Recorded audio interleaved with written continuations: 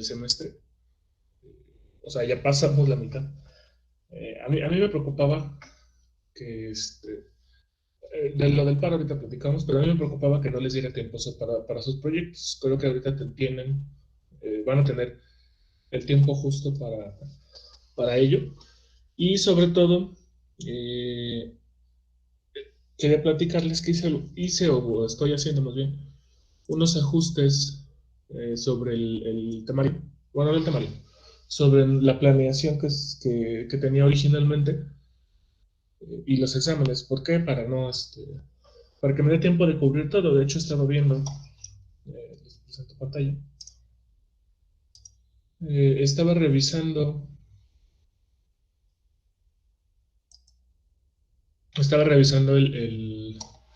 ¿cómo estaba el temario? La parte de la propuesta, ¿no? Que hasta ahorita bueno, al día de hoy vamos a revisar el resto de Data Warehouse. Hemos cubierto toda esta parte, que en general es la mitad del temario, ¿no? Lo que sigue, pues estos son temas extra que no están considerados, que vamos a tocar y vamos a mencionar durante estas clases, pero ya viene lo interesante, ¿no? Sobre todo porque el, lo demás es muy teórico, o sea, la verdad, muy, muy teórico, y de una vez les voy a pedir una disculpa. La clase de hoy también va a ser muy teórica, sobre todo porque así lo exige el temario, ¿no? Entonces, ya a partir de esto nos vamos a ir a lo práctico. Probablemente la semana que viene sea pura, pura práctica. Y sobre todo porque me interesa esto, ¿no? Que veamos Business Intelligence, Data Engineering, Data Cleaning, Data Integration, Dimensionality Reduction, Feature Data, etc., ¿no? Entonces, para ya después, ahora sí, llegar listos a metodologías de minería de datos. Eh, yo considero que les da tiempo perfecto para hacerlo. Obviamente, la idea de la semana que viene es comenzar a ver estas cosas a partir del proyecto que yo voy a llevar, que es muy similar al de ustedes, ¿no? Y en función de eso, irlo trabajando juntos. El examen de esta unidad, y de una vez se los aviso, el examen de la unidad 2 sería que ustedes hagan algo, que ya después les voy a decir que, ¿no? Donde apliquen esto, pero con sus datos de su proyecto, y con eso matamos dos pájaros de un tiro. Avanzan en su proyecto y tienen su examen, ¿no? La idea es empatar esas cosas, y ya después de eso, que yo estimo que esto nos va a llevar creo unas 2 o 3 semanas, pasamos a la última, ¿no? Y ya con eso sería el término del semestre, que nos quedan otras. Si esa es la 9, nos quedan otras 7 semanas, ¿no? Y entonces tendríamos la mitad para este y la mitad para este, más o menos. 3 y media y 3 y media, aprox. Y, y listo, ¿no? Bueno, en cuanto a las actividades y demás, nos pide la profesora, la maestra Luz María Lavín, que ustedes, pues obviamente, ¿no? Ustedes tienen la libertad de entrar o no. Nos pidió que no se tome asistencia, y digo yo, ustedes saben que yo soy partidario de no tomar asistencia. Estamos en una universidad, ustedes son de octavo semestre, ¿no? Creo que ya hay primarias que ni siquiera toman asistencia, pero bueno, ¿no? Y obviamente todos tienen derecho a primera y segunda vuelta, es lo único que nos dijeron. Primera y segunda vuelta, de hecho, se queda como lo habíamos visto, que está justo aquí. No, la primera vuelta es reposición del examen, ya sea del anterior o de los otros dos que van a presentar. Y la segunda vuelta es una calificación total, ¿no? Es un trabajo completo. Y a partir de eso ustedes, y a partir de eso ustedes ya recuperan o suben demás, ¿no? No renuncian a calificación ni nada de eso. Y bueno, en cuanto al paro de actividades, más allá de todo lo que está sucediendo y que dimes, diretes, el de aquí, el de allá y que todo eso,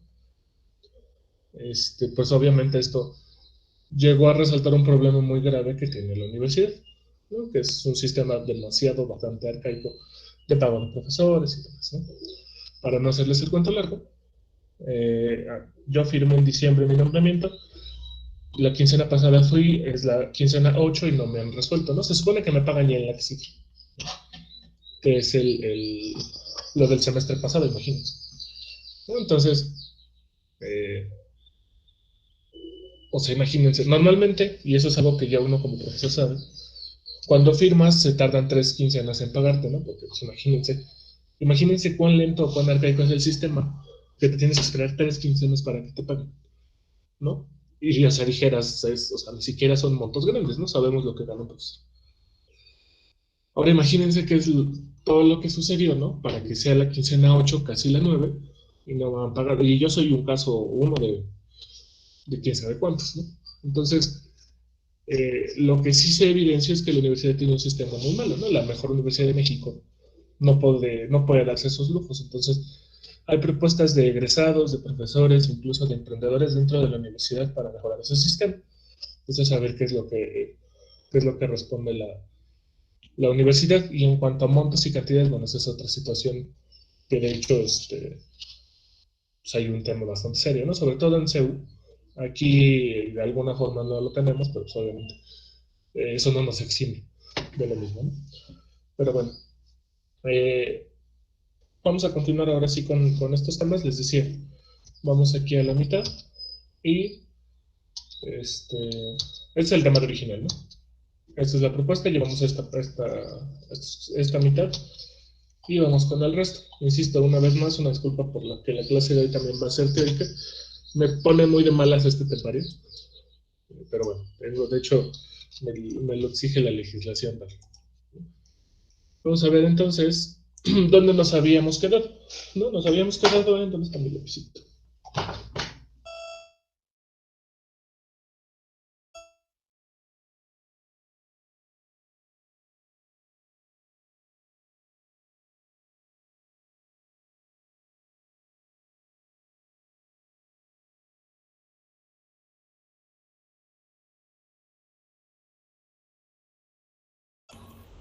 Ya.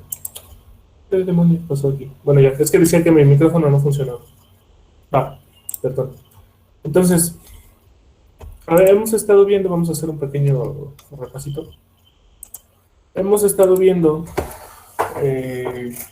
primero el recontexto, ¿no? Que vimos que era minería de datos, vimos los diferentes niveles de información, integridad referencial y demás de los datos, ¿no? Y vimos someramente los procesos ETL, ¿no? Un proceso ETL es un proceso donde, bueno, ETL significa Extract, Transform and Load, que básicamente son los procesos con los cuales nosotros extraemos información de una base de datos relacional como lo que ustedes tienen en sus proyectos, la transformamos en alguna herramienta y la cargamos a la base de datos ya transformada. La base de datos de llegada es nuestro data warehouse, ¿no? Hay ocasiones donde el proceso puede ser ELT, Extract, Load and Transform. ¿Por qué? Porque son tantos los datos que no se pueden transformar al vuelo. Entonces lo que se hace es asegurar, por ejemplo, imagínense, ¿no? la transaccionalidad de Bancomer. Esos datos, en vez de transformarse al vuelo, se hace una copia de la base de datos o de los datos que yo necesito en la base de datos de destino, ¿no? En la base de datos de OLAP, que ya vimos OLAP, MOLAP, OLAP, etc. Esos datos son cargados en la base de datos de destino y a partir de eso son transformados, ¿no? Y una vez y guardados nuevamente, ¿no? Pero ya en su versión transformada. Recuerden que el objetivo de hacer los procesos ETL, uno es no hacerlo directamente sobre los datos productivos. ¿Por qué? Porque la base de datos productiva pues debe dar sustento a la operación, ¿no? Que es lo que habíamos visto. Dos, es ya tener predigerida, pues no se escucha, pre-trabajada la información, ¿no? Con el objetivo de ya hacer las cosas más adelante, ¿no? Un BI, un análisis de modelos, etc. ¿no? Entonces vimos eso y vimos que un data warehouse es un almacén de datos, ¿no? Un almacén de datos. De hecho, hay unas malas traducciones en internet, y estoy seguro que son los mismos del Onda Vital, que dice bodega de datos. De pronto me sentí así como en bodega. El término correcto es data warehouse, obviamente. La traducción podría ser almacén de datos o repositorio de datos. Bodega de datos sí suena como una bodega ahí de esas donde llevas a confesar a los malos, ¿no? Entonces, digamos de data warehouse. La importancia de un data warehouse, operativamente quizás no lo sea tanto como una base de datos operativa. Un data warehouse tiene la diferencia de que tiene la información pretrabajada o preprocesada, y sobre todo su unidad principal son los cubos, ¿no? Lo vamos a ver más adelantito, traigo más información sobre cubos, pero rompe un poco con los paradigmas de base de datos que se había estado trabajando. ¿Por qué? Porque hay redundancia de datos obviamente controlada. Hay mayor redundancia que en los sistemas OLTP, pero es redundancia controlada, ¿no? Además de que también buscamos tener que esté orientado a un tema y otros, ¿no? Entonces, la importancia de los data warehouses, y quizás el core de esta materia son los data warehouses. Obviamente, nosotros lo extendemos hacia BI, Feature Engineering y sobre todo modelos matemáticos, ¿no? Vimos que un data warehouse, ¿no? Es una fuente centralizada de datos, ¿no? Yo puedo tener datos no solo de una base de datos, ¿no? Puedo tener datos de la nube, puedo tener datos de archivos, puedo tener datos de un CRM, de un RP, que me va a ayudar a concentrarlo y ver, por ejemplo, un problema desde diferentes aristas, ¿no? Por ejemplo, imagínense una empresa no sé, de esas que te dicen, llame ahora y le damos 50% de descuento. Ellos llevan al proceso de, ok, se presentó esta campaña, ¿no? Este mensaje. La gente habló y me dijo que lo vio Expro. Entonces, en ese momento, la gente, y estos son procesos incluso de marketing, ¿no? De prospecto se vuelve a lead, que en teoría se pueden traducir igual, ¿no?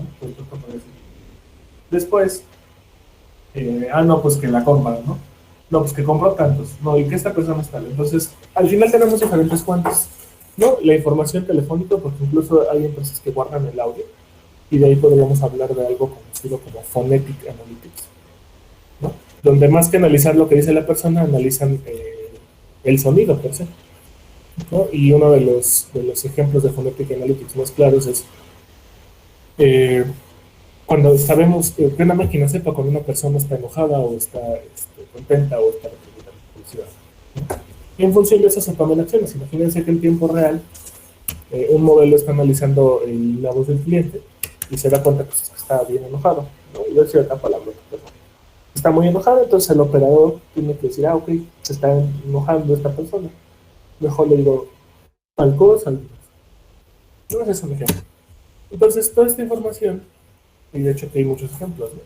Dropbox, Amazon, HubSpot, Facebook, MySQL, etc. Toda esa información se conecta al Data Warehouse, ¿no? Con conectores especiales, sobre todo los que no son tan triviales o no eran tan triviales en la época de los Data Warehouses, como lo es Facebook, YouTube, etc. Se conectan, se guardan en el Data Warehouse, y un paso más allá, ok, ya tengo la información concentrada, resumida y estructurada. Ahora, ¿cómo la exploto? El primer paso es el explotar a través de BI, ¿no? Un dashboard que me diga, ok, yo puedo ver, quizás no en tiempo real, pero sí con la tasa de actualización que tenga mi Data Warehouse, ver qué es lo que está sucediendo, ¿no? Las tendencias de compras, de ventas, recordando un poco sus proyectos, el rating de las películas, cómo van las ventas, el banco, ¿no? Cómo van las transacciones mes a mes, día a día, etc. Entre otros casos, ¿no? Los reviews de Google, etc. Entonces esa información es útil, y el primer paso es quizás el BI, ¿no? Y aquí hay un punto interesante que quiero discutir con ustedes. No más que discutir, es platicar. En México, particularmente, y recientemente hicimos un estudio de mercado para eso. En México, el mercado está muy inmaduro para inteligencia artificial, ¿no? Inteligencia artificial, y lo vamos a ver en su momento, ¿no? Recuerden, la definición de inteligencia artificial es que es una rama de las ciencias de la computación que tratan de emular las capacidades cognitivas del ser humano, ¿no? ¿Cuáles son esas capacidades? Ver, oír, tomar decisiones, ¿no? Y uno dice, no, pues órale, ¿no? ¿Cómo con una computadora voy a lograr eso? ¿No? Y lo vamos a ver en ese momento, ¿no? Pero lo importante En México apenas estamos viviendo un boom del BI, creo que eso ya lo había visto con ustedes, ¿no? ¿Por qué? Porque uno, la gente no entiende la parte de inteligencia artificial. Dos, cuando lo entiende, quiere a fuerzas un dashboard o quiere estar viendo cosas. ¿Por qué? Porque pues, la gente es lo que entiende y está bien, ¿no? Son dibujitos que nos ayudan a nosotros a presentarlo, ¿no? ¿Y por qué? Pues el 80% de la población mexicana, no es mexicana, es visual, ¿no? Es decir, la información de la mejor forma que la abstrae es mediante la vista, ¿no? Entonces, el mercado de México está muy maduro para eso, ¿no? Todavía. Eh, y obviamente eso representa un problema, ¿no? Porque incluso hay empresas que ni siquiera tienen un nivel de data readiness, ¿no? de que sus datos se encuentren listos para ser analizados, ¿no? Entonces, por eso cobra la importancia esta parte, ¿no? Así de, a ver, tu empresa X, ¿no? Tienes esta información y quieres saber esto. Ok, perfecto. El primer paso es estructurar esos datos, ¿no?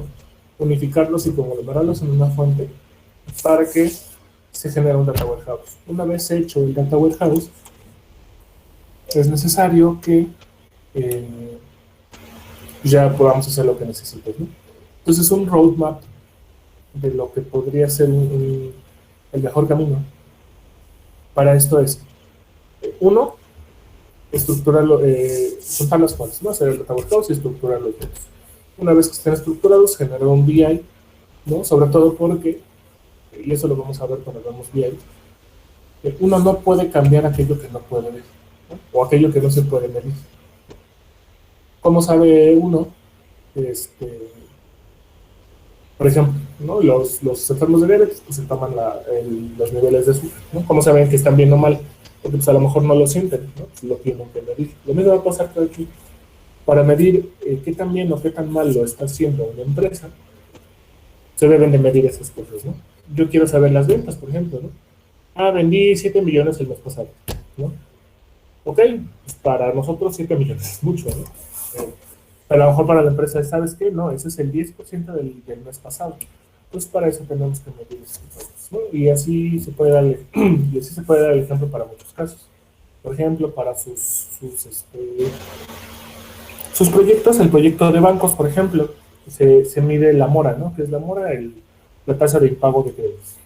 ¿Cuántos no te han pagado? ¿No?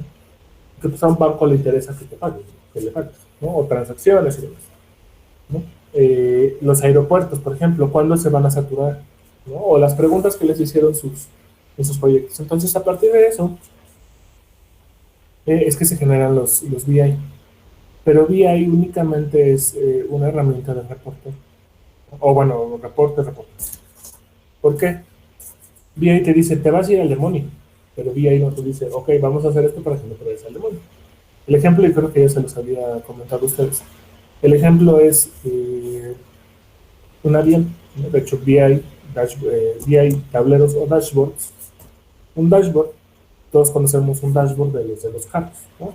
Eso es un tablero, pero se llama tablero, ¿no? Donde nos va diciendo la gasolina, la velocidad a la que vas, etcétera, ¿no? Entonces, imagínense esto como un avión, ¿no? Ustedes van en un avión, bueno, ustedes no, ustedes son los pilotos de un avión, no cualquier cosa.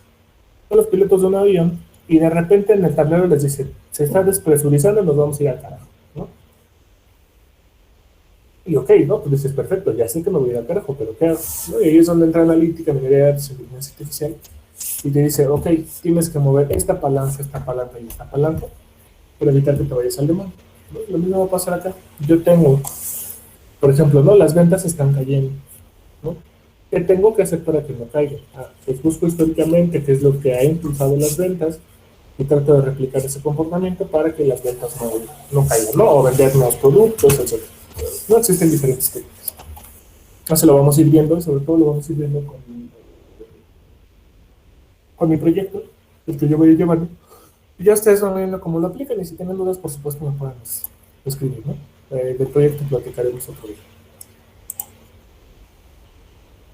Vimos que debe de haber al menos un flujo continuo, ¿no? Porque sobre todo los datos son históricos que deben de estar corriendo sobre el data warehouse, ¿no? Si llegan nuevos datos tengo que integrar bajo la solución que yo haya definido, ¿no? Y por pronto, un data warehouse debe estar orientado a temas, ¿no? O sea, no debe de ser una calca tal cual.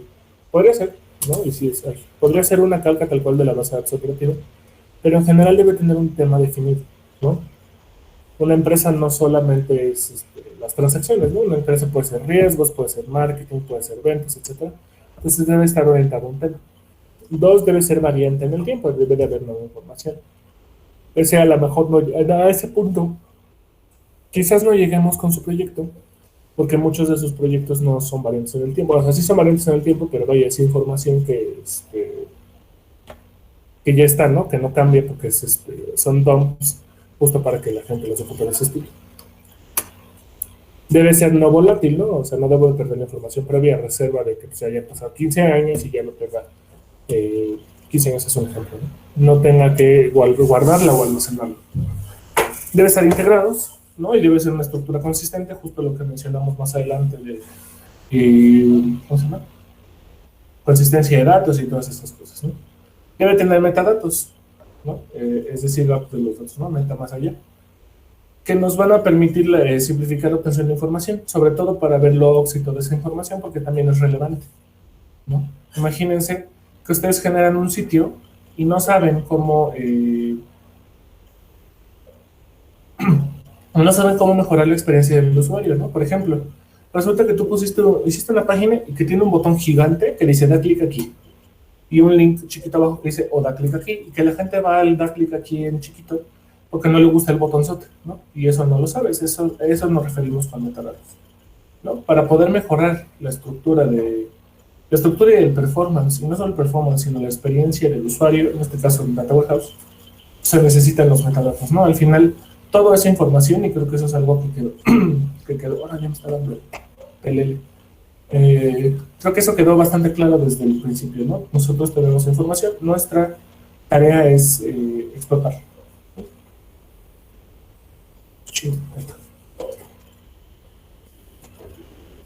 Vemos que existen diferentes tipos de data warehouse, ¿no? Que es el OLAP, Online Analytical Processing, y esta imagen de acá, de hecho, la vamos a repetir, la traigo otra vez en otra diapositiva, porque es muy importante, porque ya vamos a entrar al tema del cubo. Ahorita es todo muy teórico, pero ya cuando veamos un cubo de veros van a decir, ah, ok, sí. Básicamente, Online Analytical Processing es la contraparte de OLTP, de Online Transactional Processing. Se considera una base de datos transaccional la cual, que es aquella que está soportando la operación, ¿no? En un banco, vuelvo a insistir, las transacciones que hacen los clientes, por ejemplo, ¿no? Y OLAP lo que haría es, ok, yo voy a cambiar mi objeto de estudio y a partir de eso voy a definir otro esquema, ¿no? Existe Rollup, ¿no? Que es un híbrido, bueno, no un híbrido, ¿no? Se enfoca mucho más en la parte relacional. Existe MOLAP, que es la parte multidimensional, ¿no? Sobre todo porque es un poco de ambas, y OLAP con H, que es el híbrido. De hecho, este cuadrito que tienen aquí es el que mejor lo resume, ¿no? La estructura de cubos la tienen los tres, ¿no? MOLAP, OLAP y ROLAP. Las agregaciones preprocesadas la tienen MOLAP y OLAP. ROLAP no tanto porque ahí sí es relacional, ¿no? Y a nivel detalle la tiene MOLAP, lo tiene como cubos. MOLAP no llega hasta eso, por eso es multidimensional, solamente lo maneja como cubos. OLAP sí, OLAP con H, ¿no? Porque ese es el híbrido, y ROLAP justo ese es el core, ¿no? Que sean relacionados. Entonces, nosotros vamos a utilizar mucho MOLAP. En algunos puntos llegaremos a OLAP y a veces no nos vamos a dar cuenta. Más que estar bautizando las cosas, las vamos a estar utilizando. Y de hecho, ese es uno de los problemas, y este es un chiste que ustedes van a entender porque son de marketing, ¿no? Lo que más nos lleva tiempo al hacer un programa es nombrar las variables, ¿no? Y si no, a veces recurrimos al clásico I, J, X, Y. Pues aquí también, ¿no? Más que estar buscando ponerle el nombre al esquema que estamos haciendo, vamos a buscar que funcione, ¿no? Y vimos esto, ustedes me debían que era Duolap, Dolap, Molap y Solap. ¿Quién me puede decir?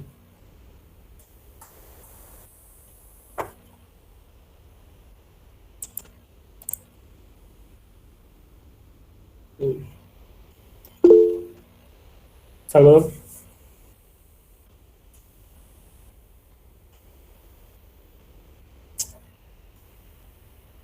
No lo escucho.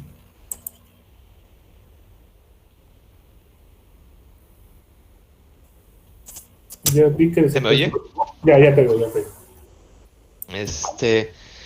Dolab era de desktop OLAP, que era de que el modelo OLAP se podía descargar como una sección, como un dataset local, para ya empezar a trabajar rápidamente sobre él. Ujú. Ok, muy bien. Wolap.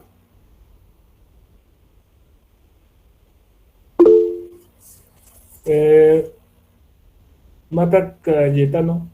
Y no veo el nombre completo, perdón. Sí, no se preocupe. OLAP significa Web OLAP, que es un sistema OLAP accesible a través del navegador web. Y además OLAP es una arquitectura que tiene 3 niveles, la cual es cliente, middleware y servidor de base de datos. Como una página web, de hecho. Así es. Gracias. Encontraron si Molap era este mismo Molap o no.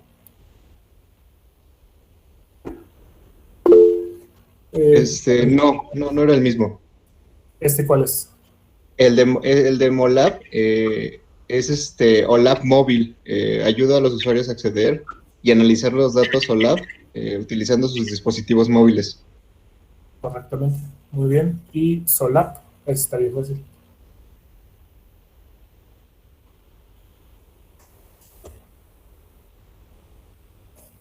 Solab, se creó, lo que yo investigué es que vi que se creó para facilitar la gestión de datos espaciales y no espaciales en un sistema de información geográfica.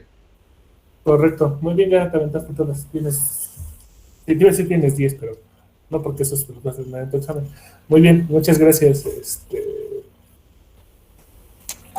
compañero. Sí, justo. Sí, o sea, si se dan cuenta, el core sigue siendo el mismo, ¿no? O la, pero que puede ser web, que puede ser de escritorio, que puede ser móvil o que puede ser para datos espaciales. Particularmente el de Solap está interesante porque los datos espaciales es spatial, ¿no? De espacial, OLAP, ¿no? Es que spatial me sonó al serial. Es interesante porque lo que va a permitir Solap en algunos puntos es analizar la información incluso como un grafo, ¿no? Hay otros esquemas de base de datos justo para grafos, pero eso es otro esquema, ¿no? Entonces vean que al final pues todo está basado en OLAP. Son menos comunes estos, ¿no? Y este fue bastante revolucionario, o es bastante revolucionario todavía, porque muchas veces no se tomaba en consideración la información geoespacial. De hecho, hay unos equipos de aquí que tienen información geoespacial, el de Google particularmente, y otro, ¿no? Donde, pues obviamente es importante saber la geolocalización, ¿no? Después veremos cómo trabajar con variables de latitud y longitud, por ejemplo, ¿no? Pero ese es el core en general, ¿no? Entonces, muchas gracias por su participación. Créanme que lo tendré muy en cuenta a la hora de calificar.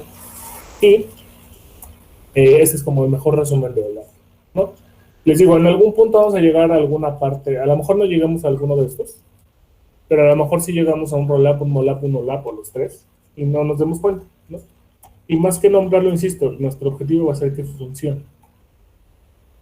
De hecho, dice el profesor, y creo que ustedes lo conocen, el profesor Jaime Vergara, dice, ¿no? Que en una base de datos, y lo recuerdo mucho porque incluso antes lo vi en la junta de profesores, y me dio mucho gusto verlo. Es para mí el mejor maestro de Mac. Él dice, ¿no? Los principios de base de datos te dicen que no debes de guardar información que se puede calcular en una base de datos. Sin embargo, si estamos hablando de un software para nóminas, pues obviamente de una nómina de, no sé, 5 millones de personas, bueno, 5 millones es mucho, pero bueno, 5 millones de personas, pues no vas a estar calculando 5 millones de veces, no el mismo cálculo, pero un cálculo similar diario, mejor lo almacenas, ¿no? A eso se le conoce como tener criterio, ¿no? ¿Qué quiere decir esto?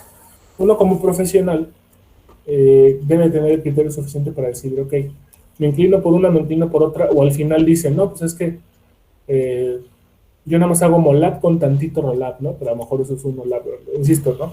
Más que ponernos a decir, es que este paradigma es tal, a lo mejor sí para venderlo y decir, no, sí, hicimos un OLAP y que mezcla los dos paradigmas, etcétera. Lo que se busca es dar la solución, ¿no? Y sobre todo aquí que no amerita tanta parte teórica, sobre todo porque lo de base de datos ya lo manejan muy bien. Entonces, eso es en cuanto a tipos de data warehouse. Ahora, vamos a entrar ahora sí a los temas que no habíamos visto. El primero de ellos es el modelo multidimensional, cubo de datos y esquemas. Aquí le recorté el título que estaba muy grande también, ¿no? Vamos a ver qué es cubo y qué es el esquema, los esquemas particulares de data warehouse, ¿no? Y quédense con que esto es una estructura de datos organizada, ¿no? Una estructura de datos especial, no una estructura de datos tipo listas, colas, pilas, etcétera, ligadas, doblemente ligadas, árboles, sino más bien una estructura particular en una base de datos. Y les digo, volví a retomar la imagen del cubo, y sobre todo porque estuve buscando otras, pero esa está bonita, y bueno, pues la bonita de que se puede entender, ¿no? Al final nosotros tenemos este cubo, ¿no? Y supongamos que este cubo está diciéndonos las ventas, ¿no? De una empresa. Entonces yo quiero saber, por ejemplo, el cubito, porque también es un cubo, ¿no? O la unidad iluminada, es la intersección entre 3 dimensiones, ¿no? La dimensión de productos, la dimensión de geografía y la dimensión de tiempo. Pues a partir de esto yo voy a decir, ok, si yo en este caso el iluminado es cuántas televisiones se vendieron en Asia en el Q1 parece que es el primer cuarto de, ¿no? Entonces, con eso tengo el agregado, ¿sabes qué? Se vendieron tantas teles. Oye, pero si en Q1 yo también quiero saber Q1 y Asia cuántas tabletas, pues nada más tengo que cambiar la dimensión. Entonces, en general, si se dan cuenta, el cubo tiene un tema, ¿no? Un tema o un objeto de estudio que es las ventas, ¿no? Y tiene diferentes dimensiones, ¿no? La dimensión de productos, yo puedo ver a través de diferentes productos cuántas ventas hubo, incluso agregado, ¿no? ¿Cuántos laptops y móviles se hicieron? Pues es una simple suma de estos dos valores, ¿no? En geografía, no, pues en Estados Unidos, ¿no? Aquí me encanta porque de seguro lo hicieron de esos que dicen que Estados Unidos es un continente, ¿no? Porque es Asia, Australia, Europa, bueno, etcétera, ¿no? Entonces, esto facilita el acceso a la información. ¿Por qué? Porque transaccionalmente, ¿qué es lo que tendrías que hacer?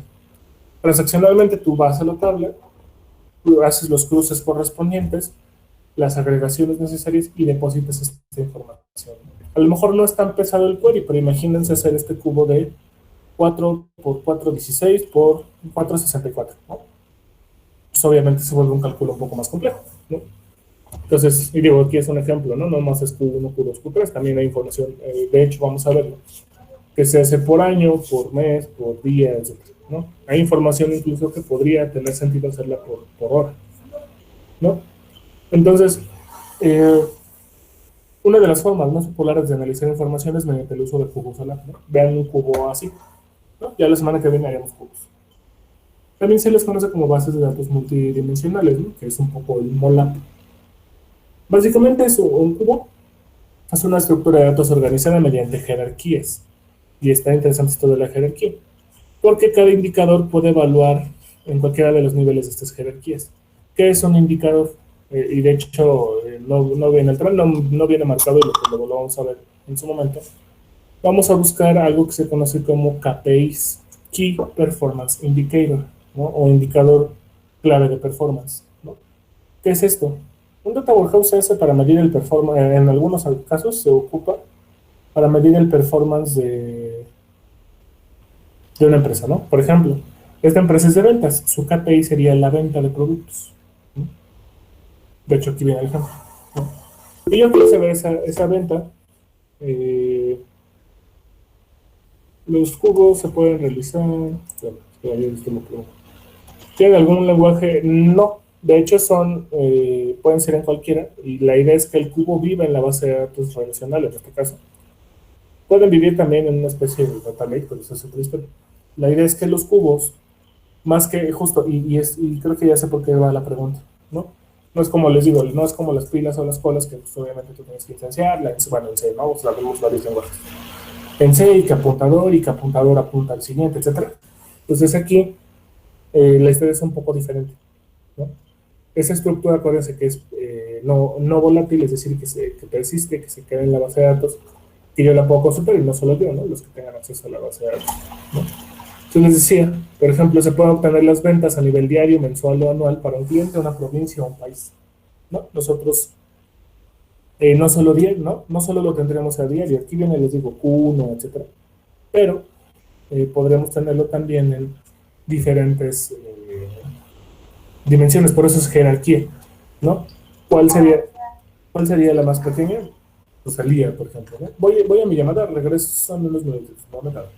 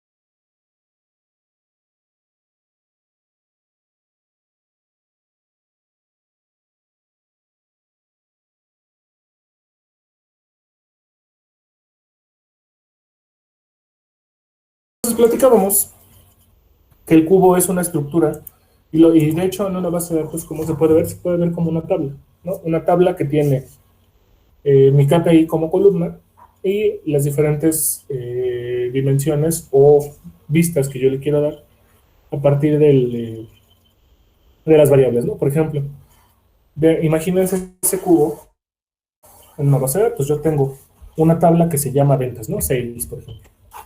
Tengo una columna que es total sales, por ejemplo, que viene el número de ventas. Viene una columna que es el producto y viene tableta, TV, móvil, ¿no? Viene la geografía, que son, bueno, los países, y viene la variable tiempo, ¿no? Y tiempo incluso lo podemos disgregar más, ¿no? Día, mes, año, ¿no? Por eso dice que es jerárquico. Muchas veces se prefiere la menor unidad muestral posible. ¿Por qué? Porque a partir de ahí tú puedes agregar hacia arriba, ¿no? Cosa que no ocurre al revés, ¿no? Si tú tienes, por ejemplo, en si solamente aquí en tiempo tienes Q1, Q2, Q3 y Q4, no quiere decir que está mal. Pero a lo que me refiero es, no puedes ir a un nivel menor, ¿no? Es decir, Q1 está formado por 3 meses, ¿no? Es el primer cuarto del año. Y si yo quiero saber enero y febrero, pero no marzo, no puedo hacerlo porque el Q1 ya lo está agregando. Por eso, lo que se busca es que el nivel de agregación sea el menor, ¿no? Digo, aquí habría que ver cuál es el menor, ¿no? Normalmente es día, pero depende de la transacción. Luego, una vez que se incorporan estos vectores, también se pueden ver como vectores, ¿no? Al final, ¿qué es? Pues es un vector, ¿no? Que tiene la dimensión, perdón, el KPI que a mí me interesa, visto a través de diferentes variables, ¿no? Esto nos ha ayudado a ampliar las posibilidades de las bases de datos relacionales, ¿no? Lo cual permite el procesamiento de importantes volúmenes de información. Insisto, imagínense estos datos a nivel crudo, ¿no? ¿A qué me refiero con esto? ¿No? Para que ese cubito anaranjado esté iluminado, ¿cuántos registros debieron haber estado involucrados, ¿no? Imagínense que este cubo pues es de Walmart, por cierto, Walmart Theory, y luego les platico esa historia. Imagínense que ese cubo es de Walmart.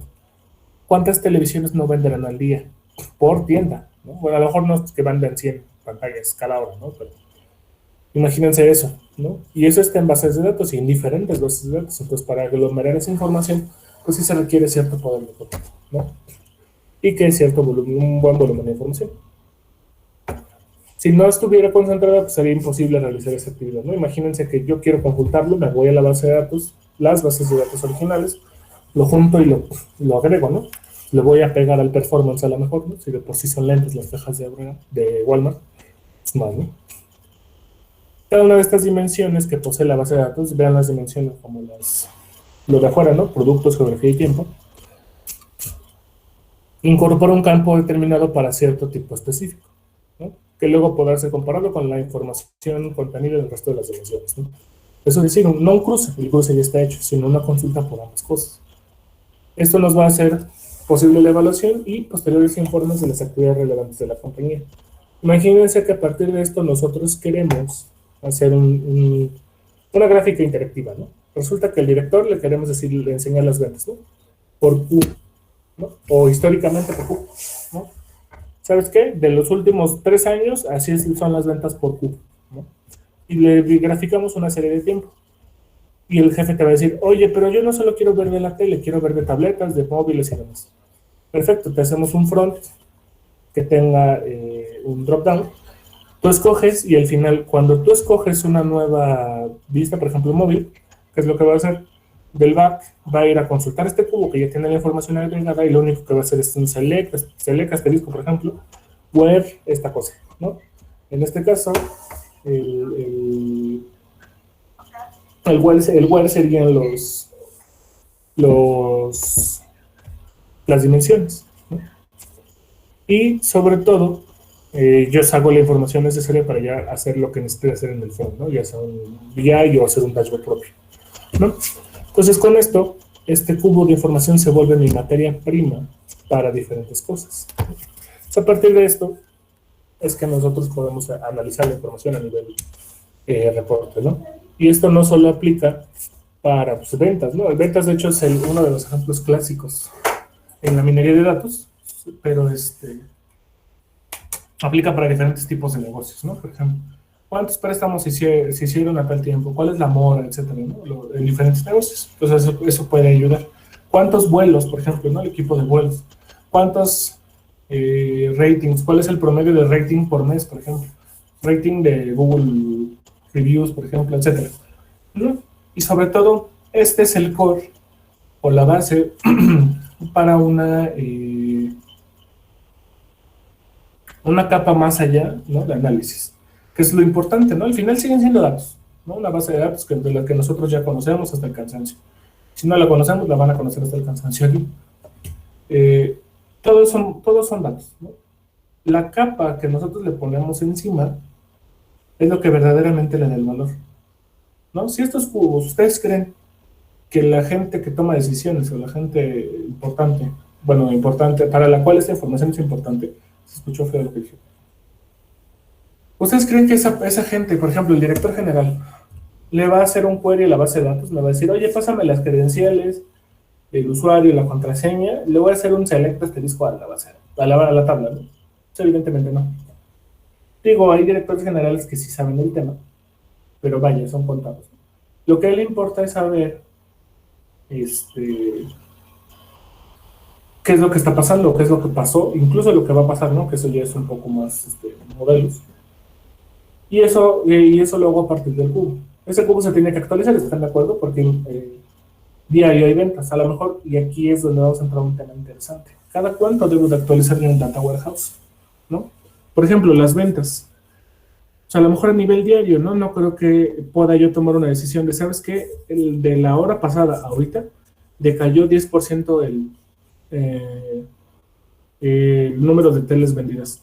¿Sabes qué? Lánzate una promoción ahorita, pon a mamá lucha allá afuera a ofrecer teles, ¿no? ¿no? O sea, no tiene mucho sentido tomar decisiones a tan corto plazo, ¿no? A lo mejor del día también sería un poco precipitado. Quizás al mes, ¿no? ¿Sabes qué? El mes pasado ya no se vendieron las teles LG, ¿no? Ah, no, pues entonces, pues ahora sí pon a mamá lucha, ofrecer teles el día allá afuera, ¿no? Suponiendo que estamos hablando de vuelta. Entonces, justo para eso son estas cosas, ¿no? ¿Y en qué se basa? Pues en un cubo.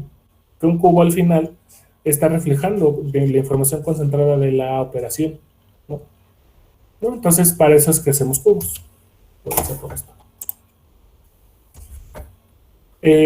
Estos cubos tienen dos ventajas fundamentales. Uno, que son muy fáciles de usar y creo que conceptualmente es fácil hacerlo, ¿no? Para nosotros es un select asterisco, etc. Por cierto, ahorita que dije select asterisco, muchas veces y mucha gente dice, no, es que los select asterisco no deben de existir. ¿no? O un select sin where. Hay casos excepcionales como lo es en el caso de OLAP. Uno como analista de datos va a buscar, cuando llegamos a tablas analíticas de datos me van a entender más, pero vaya, cuando yo quiero utilizar todas las variables, pues hago un select de asterisco. ¿Por qué? Porque toda la información y todo el query y todos los wheres ya se hicieron previamente, ¿no? Entonces, hay que tener, y vuelvo a retomar las palabras del sabio profe Jaime, hay que tener criterio, ¿no? Es muy fácil de usar, les digo, una vez que ya lo construimos, el usuario de negocio puede consultarlo con facilidad, ¿no? Incluso si se trata de un usuario con escasos o nulos conocimientos técnicos, pero insisto, hay que tener conciencia de que pues obviamente no le voy a dar, a lo mejor sí le puedo dar las credenciales al mero, ¿no? Pero pues él no se va a meter que al MySQL, que al pgadmin, que a alguna cosa, incluso a Python, ¿no? A hacer el query. Él quiere los resultados y él quiere verlos, incluso quiere verlos de forma bonita, ¿no? Y para eso pues, existe la capa de viaje, ¿no? La estructura jerárquica es sumamente fácil de comprender para la mente humana, ¿no? Porque de hecho así estamos educados nosotros. Y si esta coincide con el modelo de negocio, los resultados suelen ser espectaculares, ¿no? Y de verdad espectaculares. Porque el cubo se vuelve una gran tabla dinámica, ¿no? Para los que ya trabajan y los que usan Excel sabrán que Excel y las tablas dinámicas son como el Valhalla Godín, ¿no?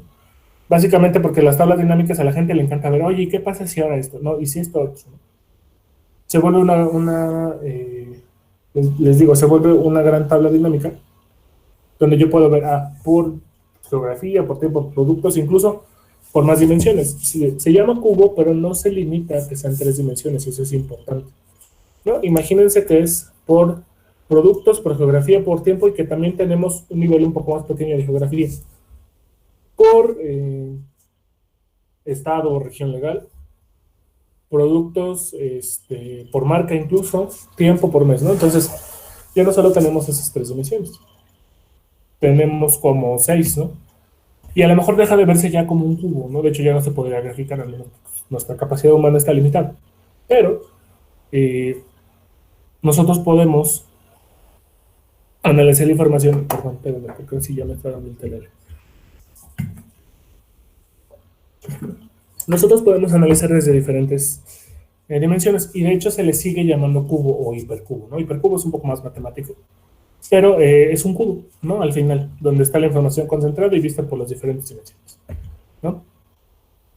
Otra ventaja que tienen los cubos OLAP es que son de respuesta rápida, ¿no? Habitualmente el cubo tiene precalculados distintas agregaciones, ¿no? Por ejemplo, el puntito naranja. Por lo que los tiempos de respuesta son muy cortos, ¿no? ¿Por qué? Porque toda la mayor carga de procesamiento se hizo durante el ETL. Y esta parte pues ya nada más es consumir. Si el cubo está bien diseñado, y este es un punto importante, resultará igual de rápido consultar las ventas de una ciudad o las ventas de todo el país o incluso las de toda la compañía, ¿no? Al final imagínense que yo quiero saber las de Asia y Australia. Eso es un suma, ¿no? Una suma. ¿Cómo le harían, por ejemplo, para calcular el promedio de ventas diarias de Asia y el promedio de ventas diarias de Estados Unidos?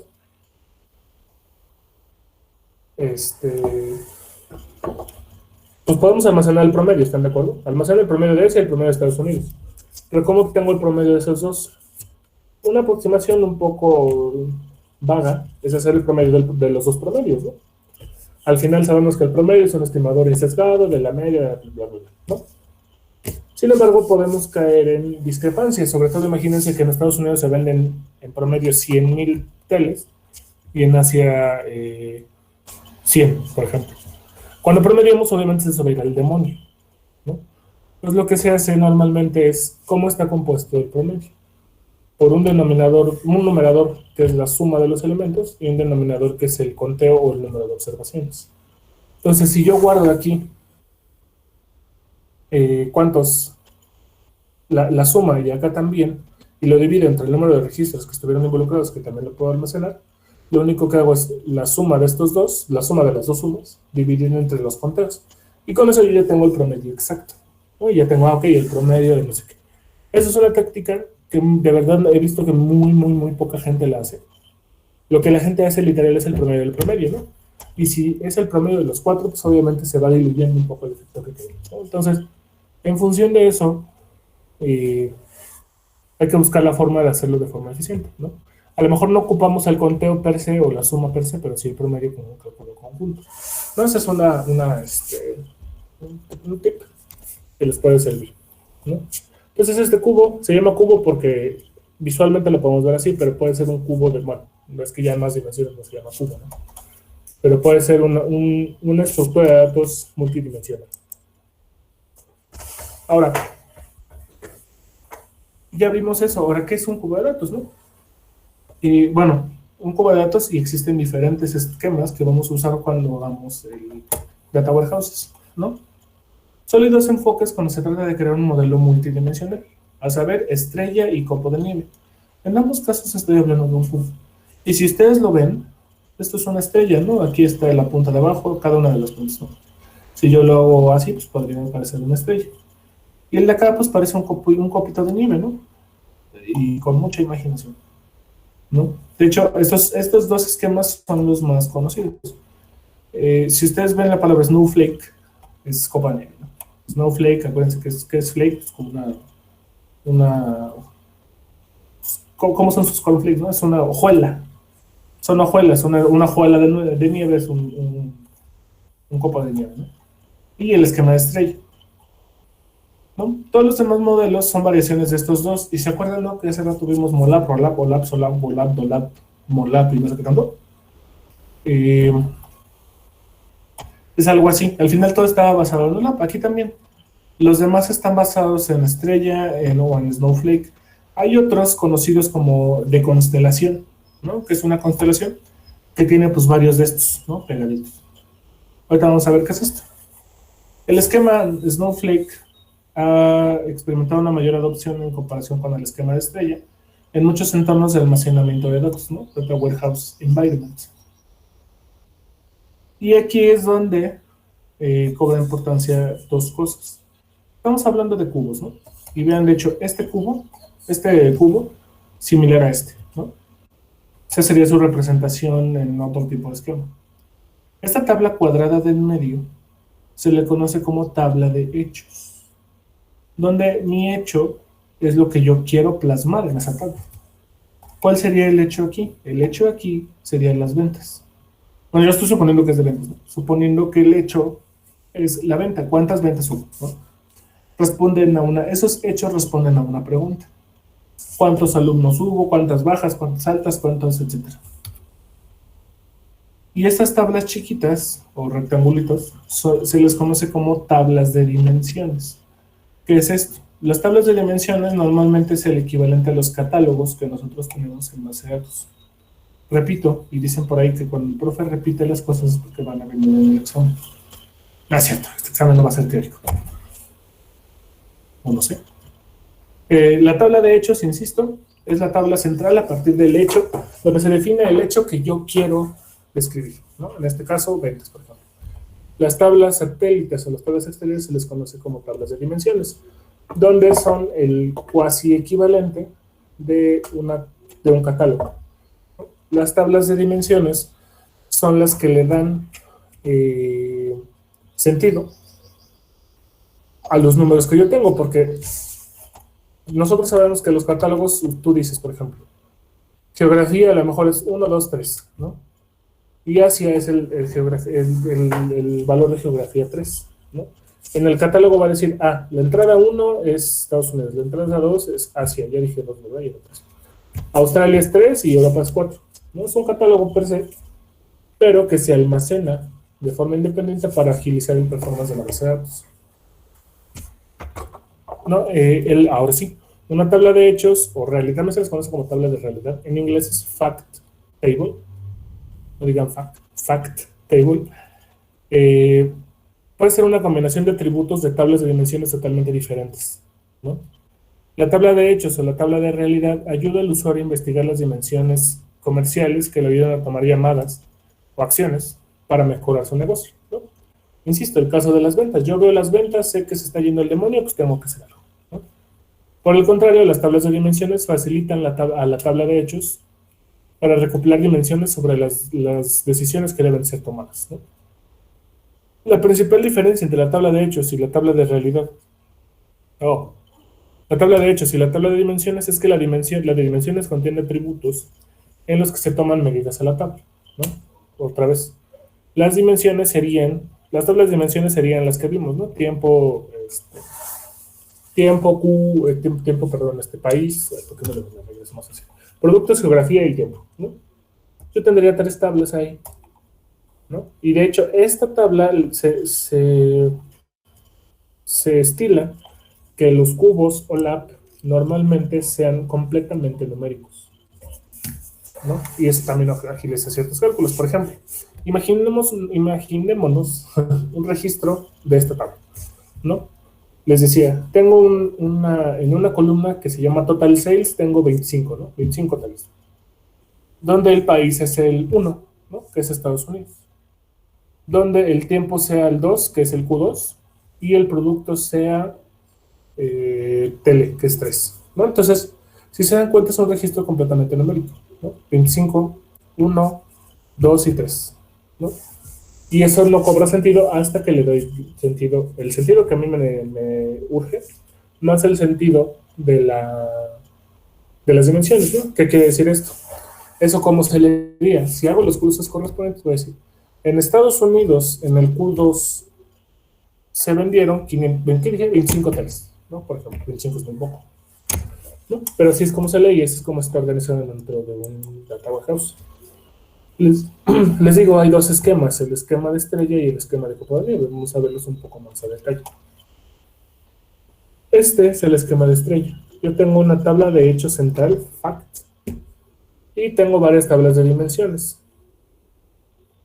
En el esquema de estrella, las tablas de dimensiones contienen todos los atributos relacionados con el área temática, ¿no? Acá solo son ventas, ¿no? A lo mejor también nos interesaría monto, ¿no? ¿Cuántas teles se vendieron y cuánto monto se vendió, ¿no?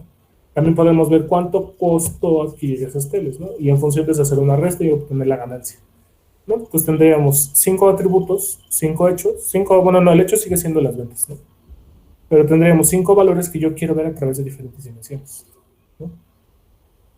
De hecho, también se dice que la llave primaria de los data warehouses no siempre es una llave de datos, es una llave compuesta por las dimensiones, porque de alguna forma estamos de acuerdo que la combinación de estas llaves hacen registros únicos, ¿no? Estados Unidos, móvil en el Q1, por ejemplo, ¿no? Hace que estos sean únicos, ¿no? Hay que tener cuidado porque hay manejadores de bases de datos que no soportan tantas dimensiones, ¿no? Pero estamos todos de acuerdo que sí me está diciendo un registro único, ¿no? Entonces, esa es una. La otra, un data warehouse también se puede optimizar mediante índices de base de datos. ¿Quién me dice que es un índice de base de datos?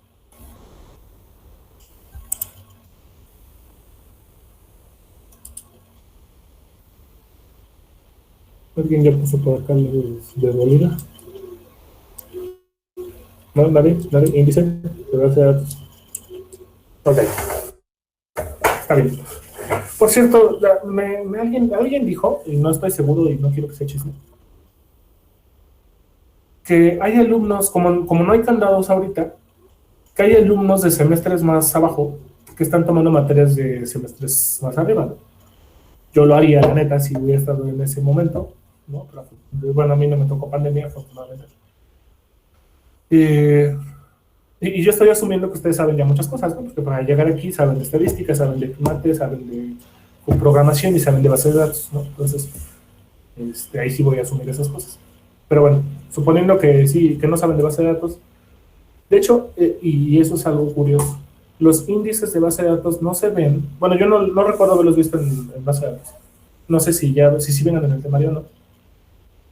De hecho, yo los vi en administración de base de datos. Creo que esa materia ya no existe, ¿no? Pero bueno. Un índice de base de datos, como su nombre lo dice, es un índice. Cuando ustedes van al diccionario, bueno, a una enciclopedia, por ejemplo, y quieren buscar Segunda Guerra Mundial, se van al índice y checan en la S y te va a decir, Segunda Guerra Mundial, en la página 700, ¿no? Entonces, el índice es el que te dice o que te ayuda a ubicar dónde están las cosas. Lo mismo va a pasar con las bases de datos. Un índice en una base de datos o en una tabla de base de datos te va a ayudar a optimizar los queries. ¿Por qué?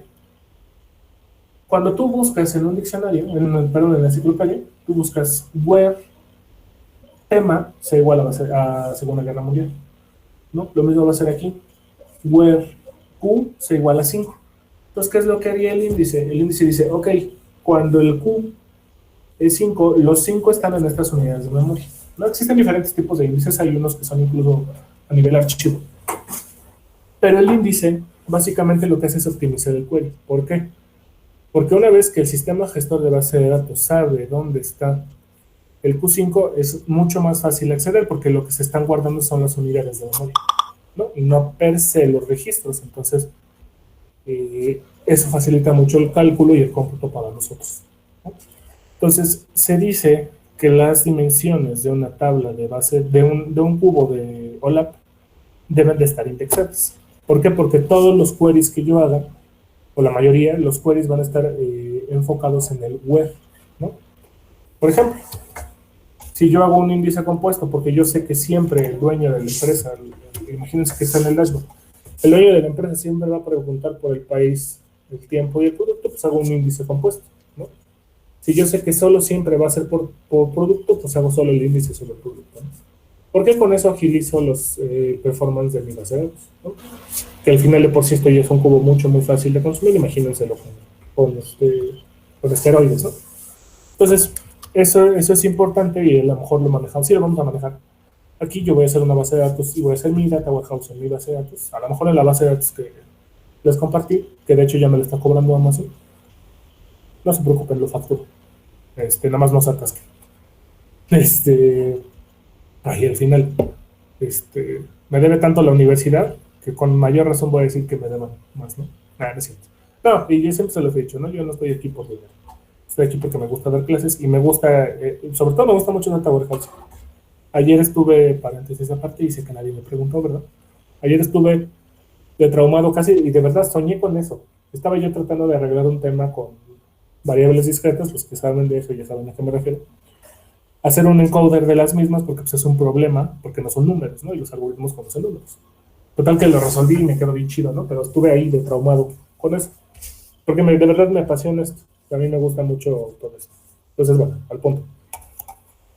Ese es el esquema de estrella, ¿no? En el esquema de estrella, las tablas de dimensiones contienen todos los atributos relacionados, ¿no? Las que ya les había dicho.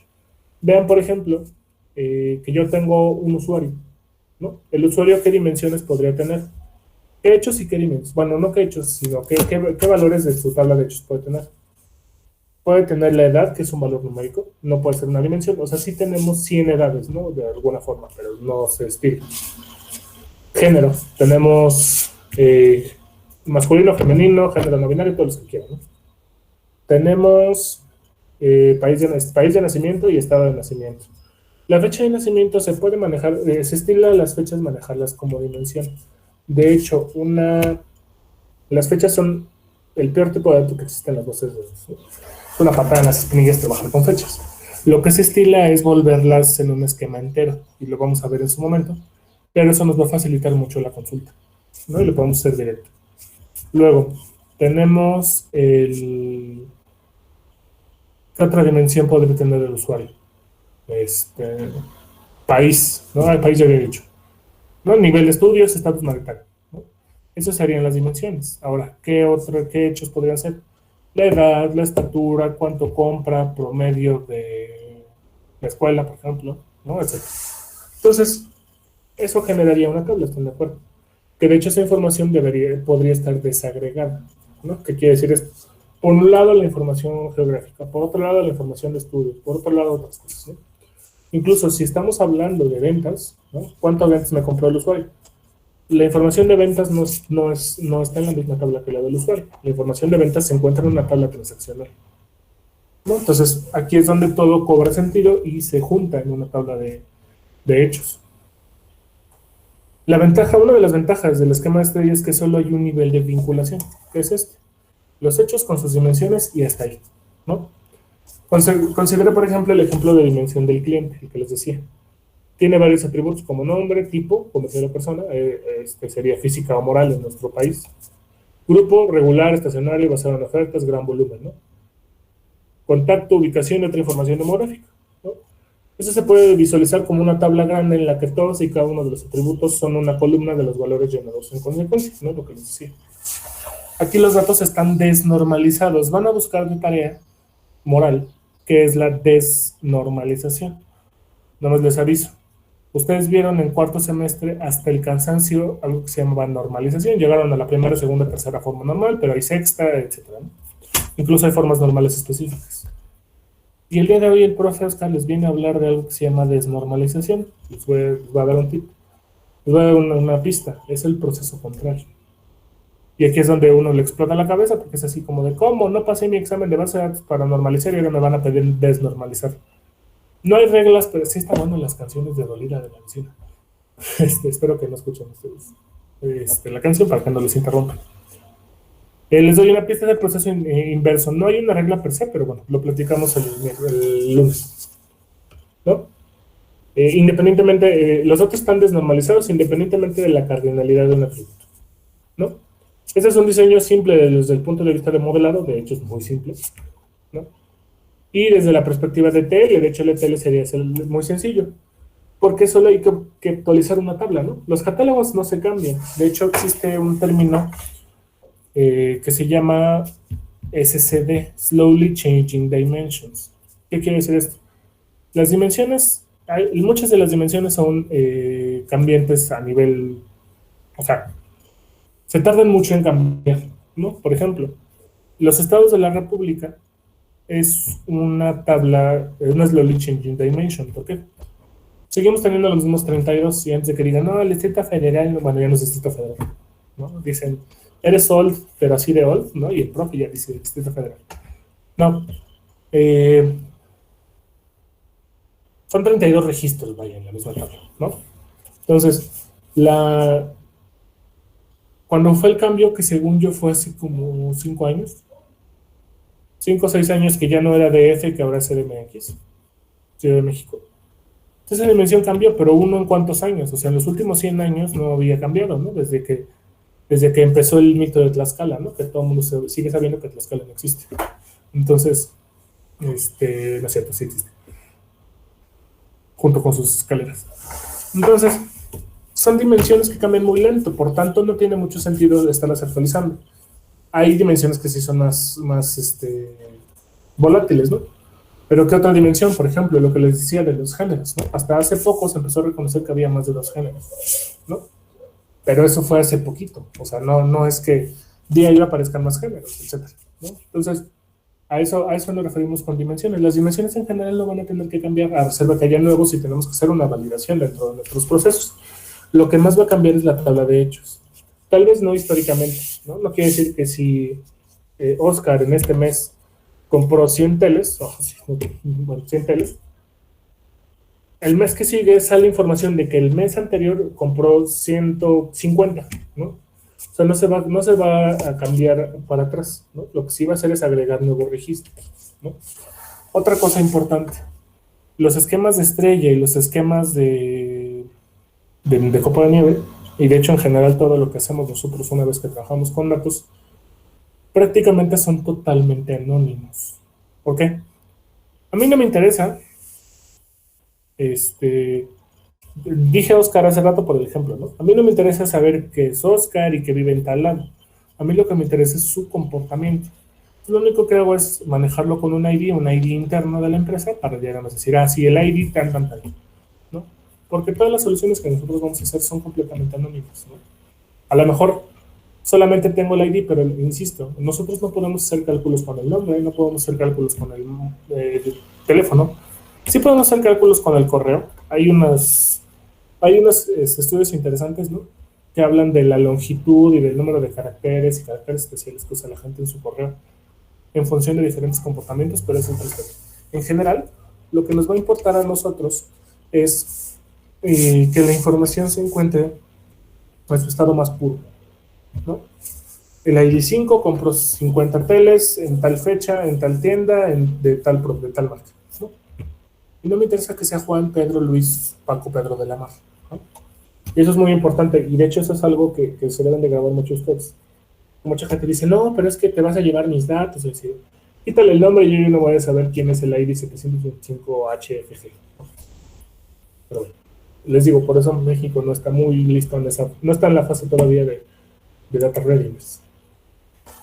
Eso fue el esquema de copo de nieve, ¿no? En general, de resumen, tengo una tabla central y tiene como satélites diferentes tablas de dimensiones. Tablas de dimensiones son los catálogos que le van a dar sentido a los números de las dimensiones que tiene el tablo de hechos. Ahora, el esquema de copo de nieve va un poco más allá.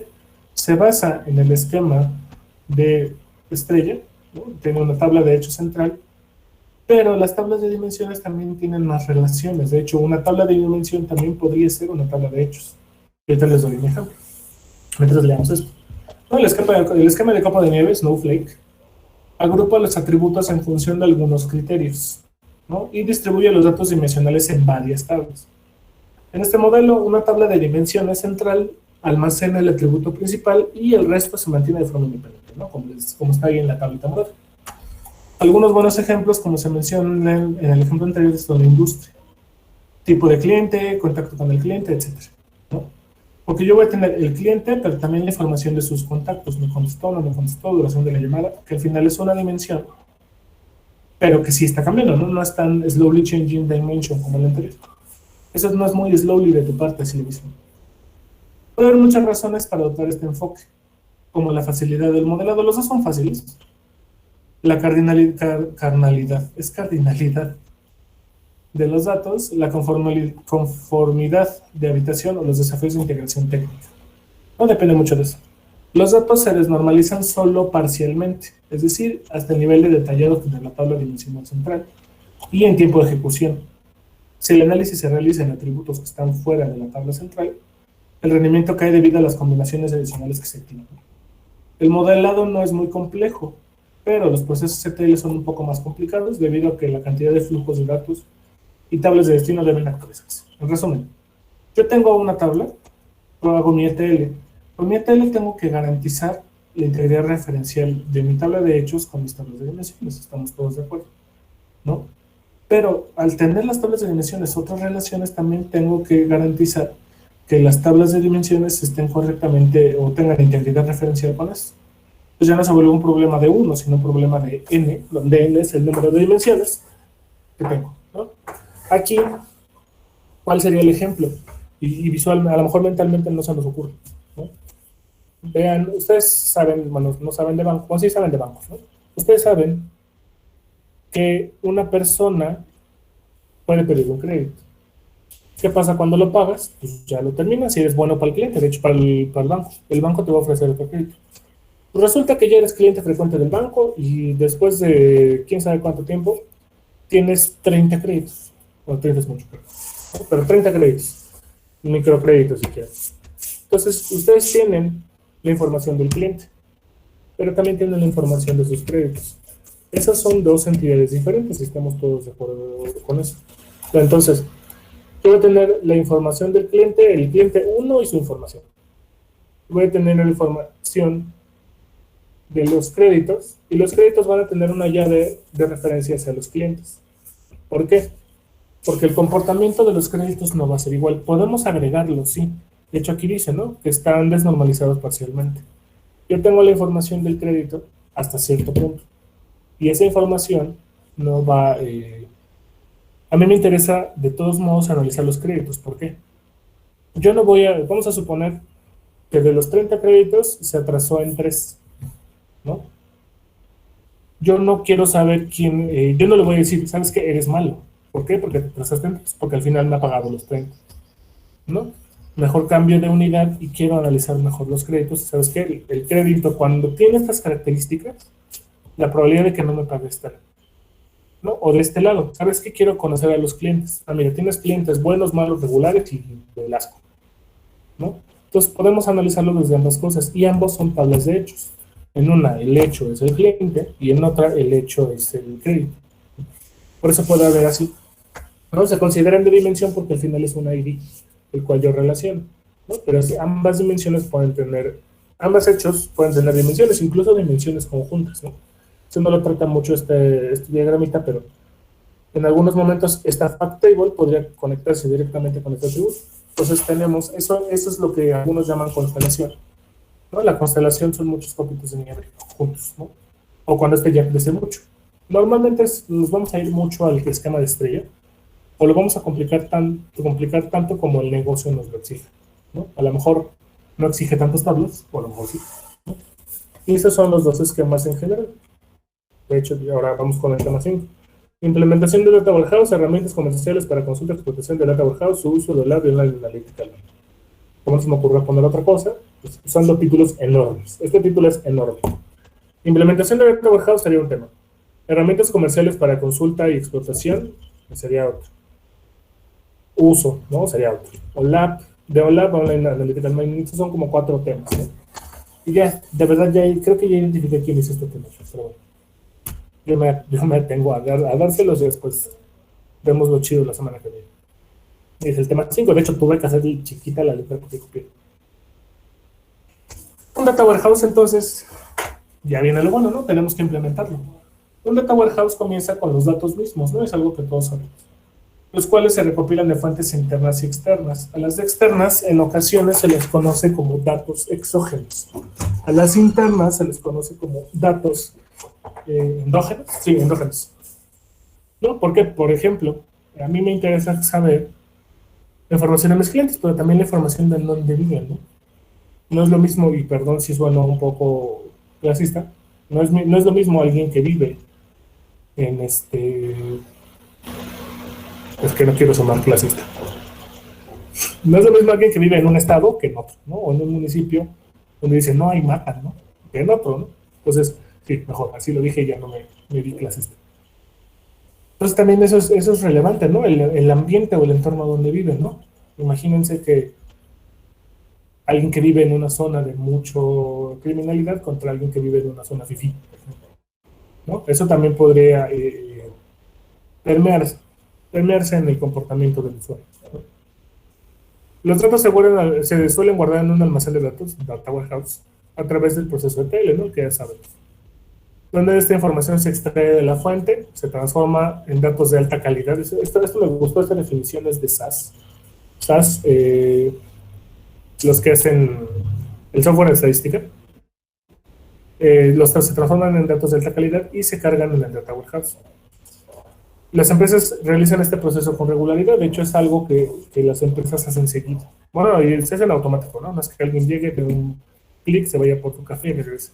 Y eso pasa mucho, los que ya trabajan no lo van a dejar nunca. La gente hace eso, ¿no? Ustedes son gente inteligente. Y lo que hacen es, lo más bien lo hacen para tener los datos actualizados y preparados para el siguiente paso, que es BI y todo eso. Bueno, cuando una organización está lista para usar sus datos para realizar análisis o reportes, el enfoque cambia a herramientas de Data Warehousing a inteligencia de negocios, BI, ¿no? Se utilizan tecnologías como analítica visual y exploración de datos para ayudar a las empresas. Básicamente ese es el proceso. Tengo mis fuentes de datos. Tengo un área de staging. Esto no todas las empresas se lo pueden costear, ¿no? Hago el Data Warehouse, que les decía que tiene que tener unos metadatos, datos crudos, si es un OLAP con H. Y vamos a ver en su momento el tema de Data Marts, pero ven un Data Mart como un Data Warehouse chiquito dentro de un Data Warehouse. Y al final los usuarios lo que hacen los usuarios es análisis, reporteo, minado de datos, etc. ¿no? Ese es el proceso de implementación, y insisto, no entiendo por qué está este tema. Ahora, existen diferentes herramientas para ello, ¿no? El software comercial de BI con cierto renombre suele distinguirse por una elevada fiabilidad, ¿no? La gente normalmente, y esto no siempre es cierto, caro normalmente es sinónimo de bueno, ¿no? No ocurre siempre, y de hecho eso es más de las empresas. Pero una gama de funciones acorde con los Service Level Agents, SLA, Agreements, perdón, y una atención al cliente de gran calidad, sobre todo el soporte. Mucha gente compra productos por el soporte, ¿no? Cuando uno está acostumbrado a darse la vida por sí mismo, pues obviamente no pasa nada, ¿no? Pero también por el coste de su adquisición o de su utilización como servicio en la nube. encontré esta lista de productos de pago disponibles para Data Warehousing. Amazon Web Services, de hecho, su producto estrella es Redshift, que básicamente por detrás es un Postgres. Cloudera tiene Cloudera Enterprise, HP, IBM, Microsoft tiene SQL Server, Microsoft Analytics Platform System, Azure HD Insights for Hadoop, Oracle, que es de los grandes de base de datos. Pivotal SAP, mi mouse quedó en otra pantalla. SAP, SAS, el que les decía de estadística, SAS Data Management, SAS Access Interface, SAS Federation. De hecho, aquí falta SAS Visual Analytics también. Snowflake Computing, Snowflake, ¿no? Esos fueron los vivos que se quedaron con el nombre de componente. Teradata entre muchísimos otros, ¿no? Existe software, ¿no? Que justo nos ayuda para eso.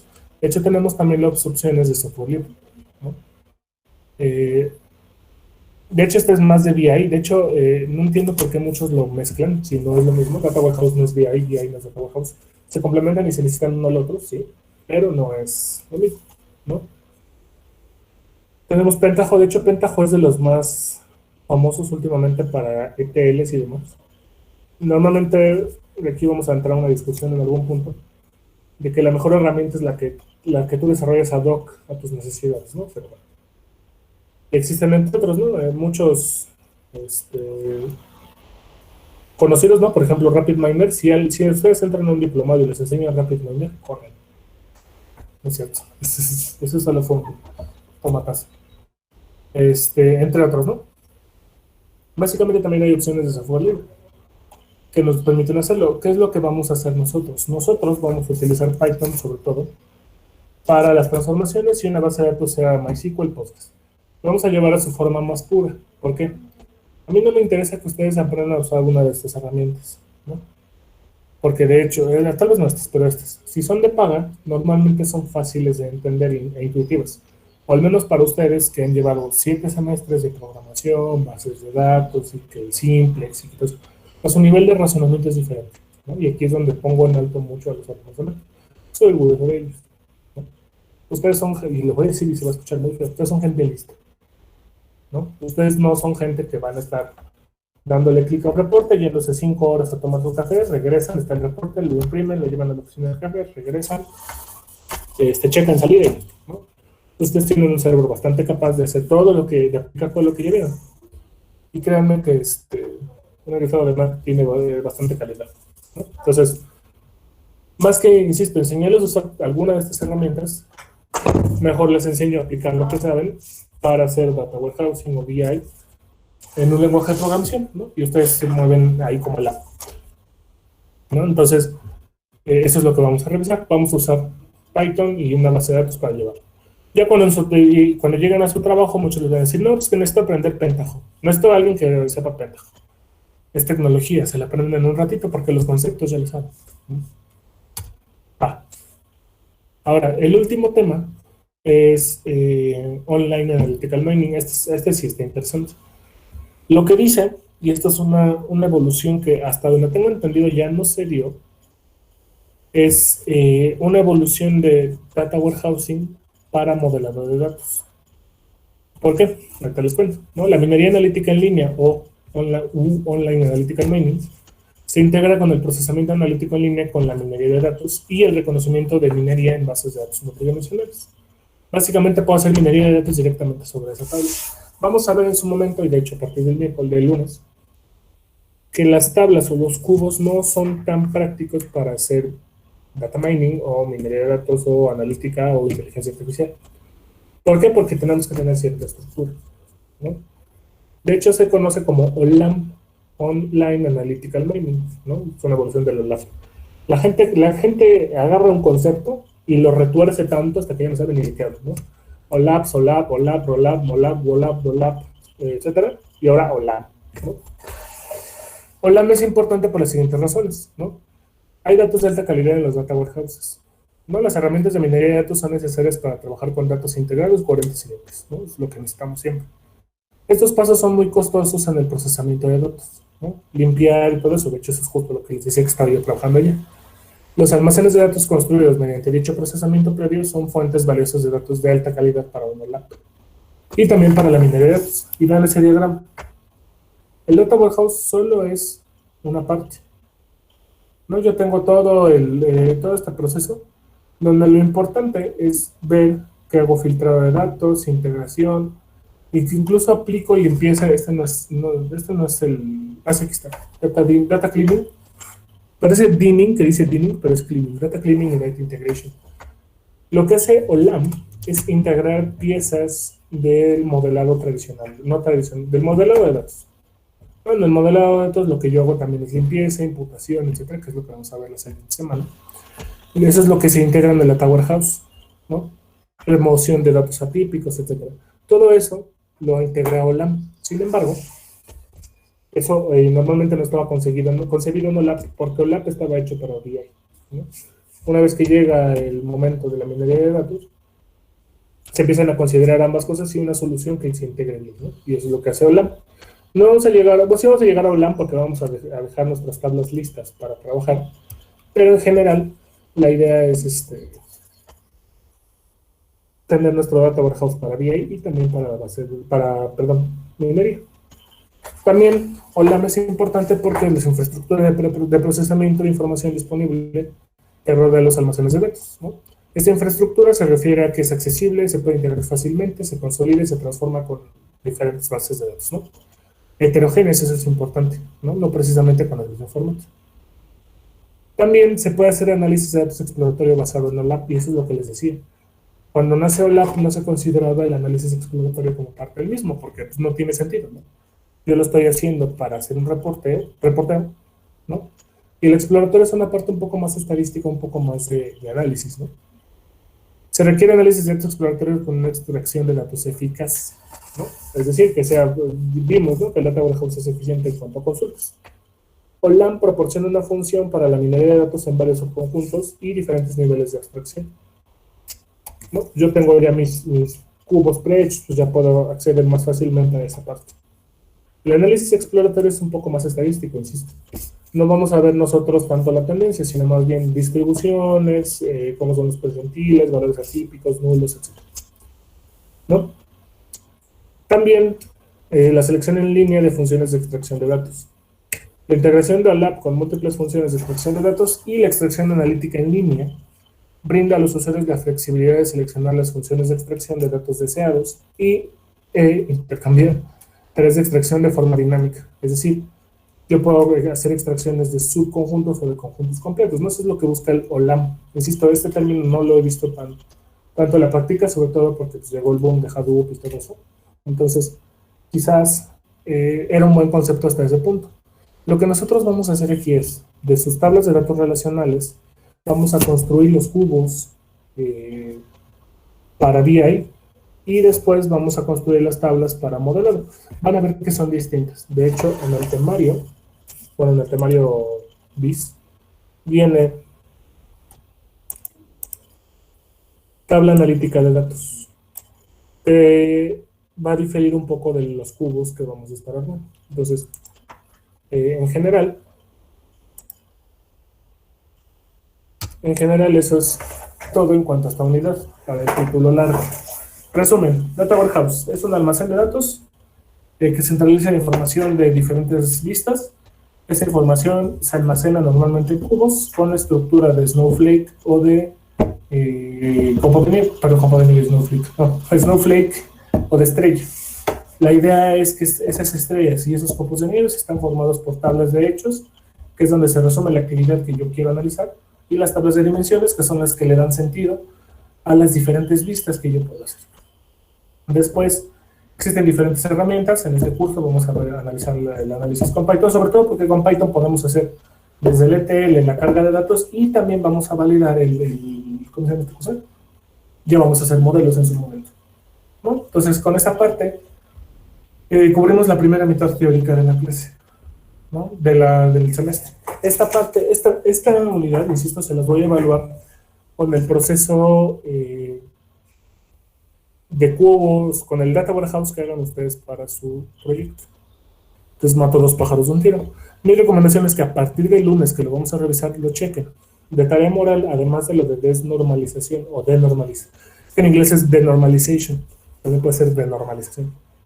De tareas que, morales que, además de que chequen lo de normalización o desnormalización, es que chequen qué cosas importantes puedo saber de mis datos, ¿no? Y eso alíñenlo con lo que la pregunta específica que tiene, por ejemplo, el de los vuelos. Ah, pues cuántos vuelos y el clima, ¿no? Por ejemplo, serían dos focos de análisis. A lo mejor no sería una tabla, serían dos. El del banco, no me acuerdo qué pedí el del banco, ¿no? Pero pues mis clientes, los créditos, productos, por ejemplo, ¿no? El de las tiendas, ¿no? Pues los productos y las ventas. Piénsenlo para que el lunes que vayamos, yo voy a trabajarlo con el mío, les dije que tengo el de Saquila, no me acuerdo cómo se llamaba, ese proyecto lo voy a ir yo manejando para llegar a una estructura de cubo. Lo vamos a ir haciendo poco a poco y me van a ir preguntando. En algún punto les dejaré ejercicios o prácticas específicas del miércoles al lunes para que la puedan hacer y en función de eso ya nosotros lo vayamos a trabajar, ¿va? Ese es el roadmap que vamos a seguir. Se hace ese examen, luego vemos modelado.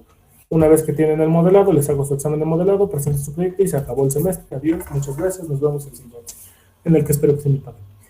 ¿Alguna duda en cuanto a esta parte? Cualquiera de la que sea. Yo sí, profe. Sí. ¿Es común o es posible que manejemos las mismas tablas de dimensión en diferentes tablas de hechos? Sí. Por ejemplo, si dijimos que la fecha tiende a usarse como una tabla de dimensión, imagínense el caso del cliente y del crédito, ¿no? El crédito tiene una fecha de dispersión en la que se otorgó y una fecha de cierre. Lo mismo va a pasar con el usuario. El usuario va a tener una fecha de nacimiento. Los dos van a apuntar a una tabla de dimensión que va a ser fecha. Eso sí es válido. No es tan común, y eso es algo que sabemos de base de datos, que cuando tenemos una tabla intermedia, puedo llegar de la tabla A la tabla B a partir de la intermedia, ¿no? Que no tiene mucho caso llegar desde clientes hacia créditos a partir de las fechas, ¿no? Pero sí, de que se puedan usar así, sí. Excelente, gracias. Vale, hay dos preguntas en el chatito. A ver. Por ejemplo, profe, muchas gracias. ¿Nos podría compartir esta presentación? Con mucho gusto. Cerré el chat en vez de cerrar la presentación. Sí, se las voy a pasar, todas se las paso. De hecho, ni aunque estén malas, no les paso las cosas. Les paso las cosas. La parte de Data Engineering sí lo veremos de forma práctica, por supuesto. Dicho Engineering. Están viendo mi WhatsApp, lo siento.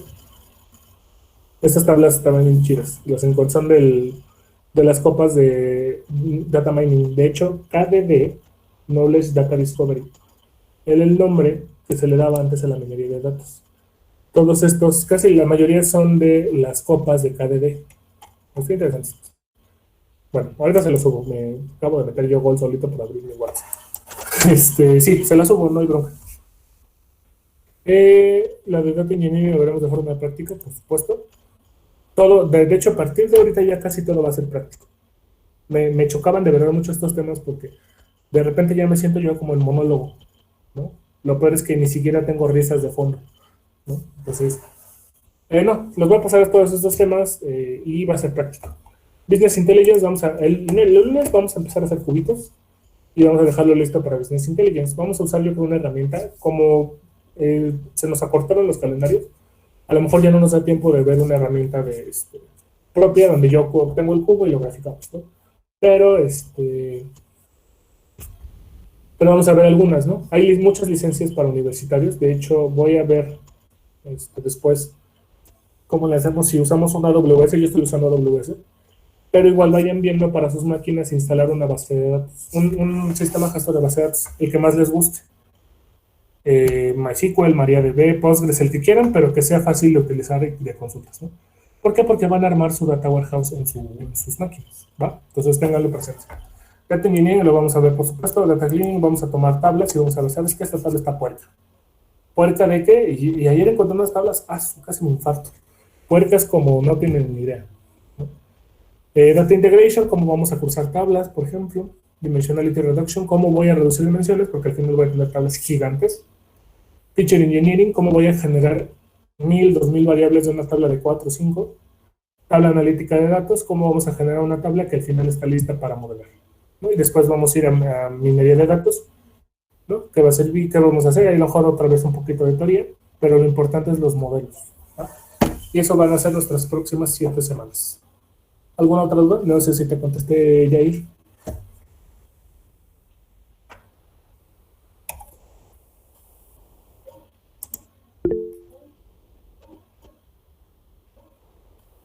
Vale. Entonces, si ya no hay más dudas, eso sería, bueno, gracias, Jair. Eso sería todo por la clase de hoy. Muchas gracias por estar aquí. Nos escuchamos el día lunes y cualquier cosa ahí tienen mi teléfono. Me tarda un chingo en contestar, pero les contesto. Muchas gracias y que tengan muy buen día. Gracias. Gracias, profesor.